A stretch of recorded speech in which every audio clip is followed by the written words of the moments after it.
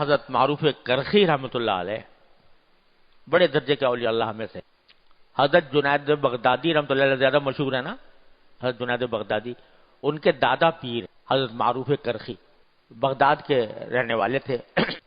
کہ اچھا ان کے بارے میں بھی روایات میں یہ آتا ہے حضرت معروف کرخی رحمۃ اللہ علیہ کے بارے میں کہ یہ بہت زیادہ نفلیں پڑھنے کا معمول نہیں تھا. جیسے بڑے بڑے اولیاء اللہ کے معمولات ہوتے ہیں نا کہ وہی سینکڑوں نفلیں پڑھ رہے ہیں, اس قسم کا معمول نہیں تھا حضرت معروف کرخی رحمۃ اللہ علیہ کا, لیکن اللہ تعالیٰ کے ذکر و فکر کا معمول تھا. چلتے پھرتے اٹھتے بیٹھتے اللہ کا ذکر زبان پہ رہتا تھا, اور اللہ تعالیٰ کی مخلوقات میں سوچنا, اس کے اوپر غور کرنا, اللہ تعالیٰ کی بھیجی ہوئی کائنات پر غور کرنا, یہ سب ہوتا تھا. اس میں زیادہ مصروف ہے. یہاں تک کہ یہ لکھا ہے کہ ایک مرتبہ حجام سے خط بنوا رہے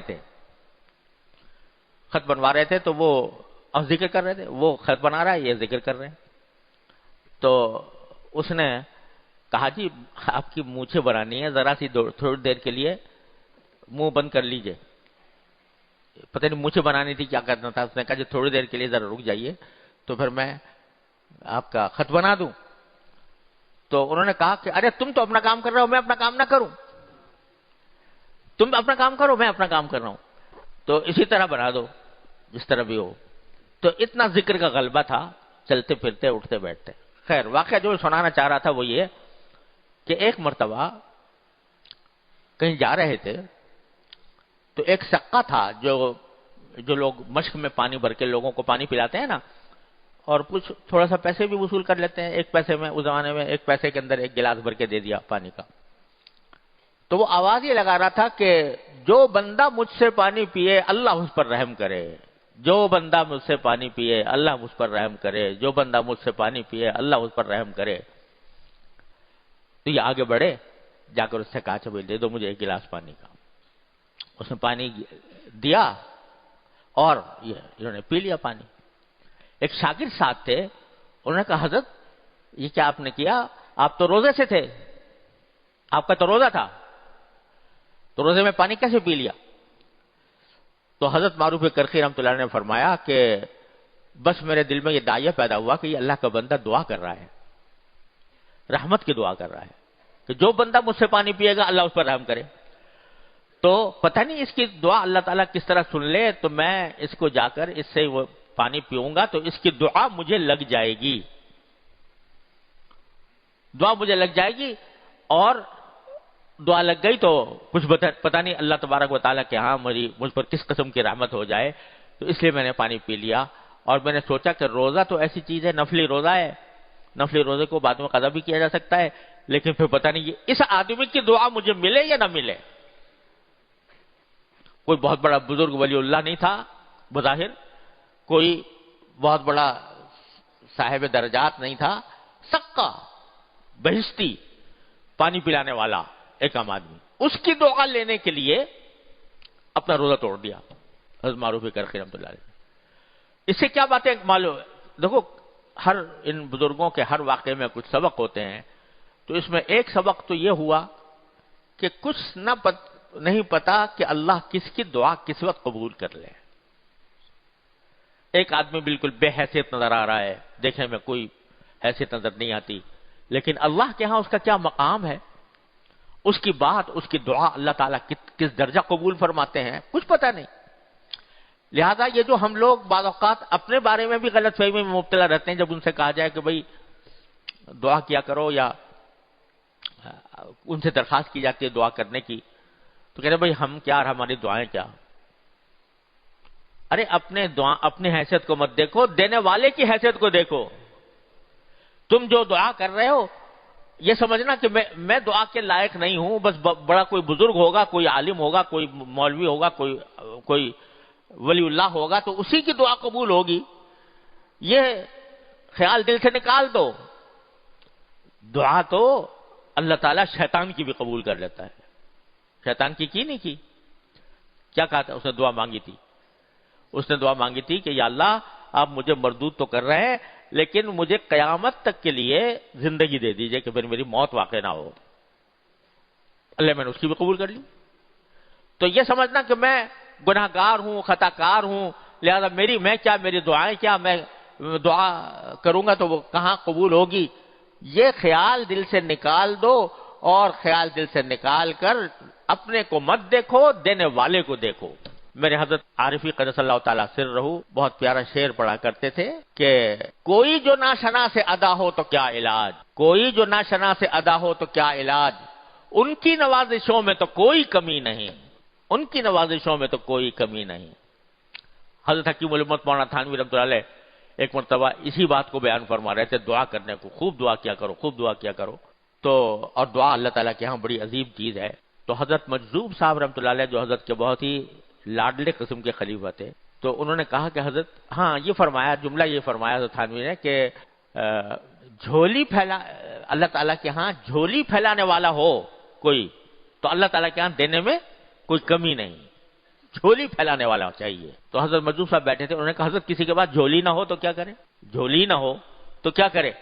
فرمایا کہ جھولی بھی انہی سے مانگے، کہہ دے کہ یا اللہ مجھے پاس تو جھولی بھی نہیں ہے، مجھے دعا مانگنا بھی نہیں آتا، تو اے اللہ اپنے فضل و کرم سے آپ عطا فرما دی۔ تو ان کی نوازشوں میں تو کوئی کمی نہیں، بندہ کیسا ہی ہو، خطا کار ہو، گناہ گار ہو، صاحب ایمان ہو، تو اللہ تعالیٰ اس کی دعا رد نہیں فرماتے۔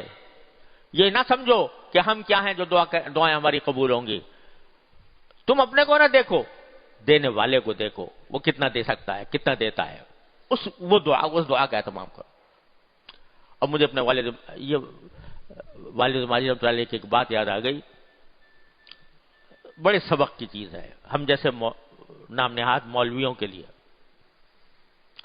حضرت والد صاحب رحمۃ اللہ علیہ، اللہ تعالیٰ ان کے درجات بلند فرمائے، مفتی اعظم پاکستان اور صاحب معارف القرآن، ساری زندگی فتویٰ کی خدمت انجام دی، ساری زندگی حدیث کا درس دیا، ساری زندگی وعظ کہے، لوگوں کو دین کی طرف بلایا، ان کی مجلسوں میں بیٹھ کر ان کی صحبت اٹھا کر لوگوں کی زندگیوں میں انقلاب آیا۔ ایک دن مجھ سے فرمانے لگے، مجھے یاد ہے کہ میرا عجیب معاملہ ہے، جب میں کہیں گزر رہا ہوتا ہوں اور کوئی وائز واز کہہ رہا ہوتا ہے، کوئی بھی وائز، تھوڑی دیر کھڑا ہو کر اسے ضرور سن لیتا ہوں، تھوڑی دیر کھڑا ہو کر ضرور سن لیتا ہوں، اس لیے سن لیتا ہوں کہ شاید اس کے منہ سے کوئی ایسی بات نکل جائے جو میرے دل پر اثر انداز ہو جائے اور میری زندگی میں تبدیلی پیدا کر دے۔ اب اتنا بڑا مفتی اعظم جس کی بیان سننے کے لیے لوگ جو ہیں وہ ترستے ہوں اور منتیں کرتے ہوں کہ آپ ہمارے ہاں آ کر بیان کر دیجئے، وہ ایک معمولی وائز جلسے میں بول رہا ہے، مسجد میں کہیں گئے ہیں وہاں پر کوئی بیان کر رہا ہے، تھوڑی دیر کھڑا ہو کر، کیوں؟ کہتے ہیں میں اپنے آپ کو کسی کی نصیحت سے بے نیاز نہیں سمجھتا، میں اپنے آپ کو کسی کی نصیحت سے بے نیاز نہیں سمجھتا، چاہے میرے پاس اگر زیادہ لمبا وقت نہیں ہے پوری بات سننے کا تو کم از کم تھوڑی دیر کھڑے ہو کے سن لوں، ہو سکتا ہے کوئی کلمہ ایسا کان میں پڑ جائے کہ جس سے میری زندگی میں فرق آ جائے۔ تو حضرت والا تو یہ اس پر یاد آیا کہ دعا بھی اسی طرح، کہاں معروف کرخی اور کہاں ایک سقا جو پانی پلا پلا کر اپنا روزگار تلاش کرتا ہے، تو لیکن معروف کرخی کو اس کی دعا سے بے نیازی نہیں، اس کی دعا سے بے نیازی نہیں ہے، کہتا ہے میں اس لیے میں روزہ توڑ دیا کہ میں اس کی دعا حاصل کر لوں، اللہ تبارک و تعالی شاید مجھے اس کی دعا کی برکت سے مجھے فضیلت عطا فرما دے، میرے بیڑا پار ہو جائے۔ تو دعا کوئی بھی ہو، کسی کی بھی ہو، وہ اللہ تبارک و تعالیٰ کے ہاں اس کی تحقیر نہ کرنی چاہیے، اس کو معمولی نہ سمجھنا چاہیے۔ لہذا خود بھی دعا، چلتے پھرتے دعا، اٹھتے بیٹھتے دعا، اور اللہ تبارک و تعالیٰ کی بارگاہ میں مانگنے کا سلسلہ مسلسل جاری، دل ہر وقت کچھ نہ کچھ مانگتا رہے، مانگتا رہے، مانگتا رہے۔ یہ ہے ایک بہت زبردست نسخہ اللہ تعالیٰ کے ساتھ قرب حاصل کرنے کا اور تقوی پیدا کرنے کا۔ پھر ایک بات اور عرض کر دوں ذرا دعا کے بارے میں، وہ یہ کہ شاید میں نے پہلے بھی کہا تھا کہ دعا کی قبولیت کا ایک مطلب تو یہ ہوتا ہے کہ جو ہی بندے نے دعا کی اس کے نامہ اعمال میں ایک نیکی کا اضافہ ہو گیا، ثواب فوراً مل گیا۔ اس معنی میں تو ہر دعا قبول ہے۔ اگر تم نے فرض کرو یہ مانگا کہ یا اللہ میری بیماری دور کر دیجئے، تو یہ ثواب اور یہ فائدہ تو نقد حاصل ہو گیا کہ دعا پر ثواب ملا، تمہارے نام اعمال میں ایک بڑی نیکی کا اضافہ ہو گیا۔ الدعاء هو العبادہ، یہ تو فوراً ہو گیا۔ اب جو مانگا ہے وہ ملے یا نہ ملے، یہ اللہ تعالیٰ کی حکمت اور مشیت پر موقوف ہے۔ ہو سکتا ہے باری تعالیٰ وہ نہ دیں، اس سے اچھی کوئی چیز دے دیں۔ ہم تو کچھ مانگ رہے تھے، ہمیں پتا نہیں تھا کہ اس کا انجام خراب ہوگا۔ اللہ تعالیٰ جانتے تھے کہ اگر ہم نے یہ چیز اس کو دے دی تو اسی کے حق میں مضر ہوگی، نقصان دہ ہوگی، تو وہ کوئی اور چیز دے دیں اس دعا کے بدلے میں، اور کچھ نہیں تو اجر ہی مل گیا یا اور کوئی چیز دے دی۔ لیکن یہ چیز، یہ ان چیزوں کے بارے میں تو ہے جن میں احتمال ہو فائدہ مند ہونے کا بھی، مضر ہونے کا بھی۔ لیکن اگر کوئی دعا ایسی ہے کہ جس کے مضر ہونے کا احتمال ہی نہیں، ایک بندہ یہ مانگ رہا ہے یا اللہ مجھے اپنے احکام کا تابع بنا دیجئے، یا اللہ مجھے نبی کریم صلی اللہ علیہ وسلم کی سنت کا متبع بنا دیجئے، اس میں کوئی احتمال ہے کہ اس دعا کے قبول ہونے میں کوئی نقصان ہوگا؟ کوئی احتمال نہیں، اس میں کوئی احتمال نہیں۔ لہذا اللہ تعالیٰ ضرور دیں گے، ضرور دیں گے، ضرور دیں گے انشاءاللہ تعالی۔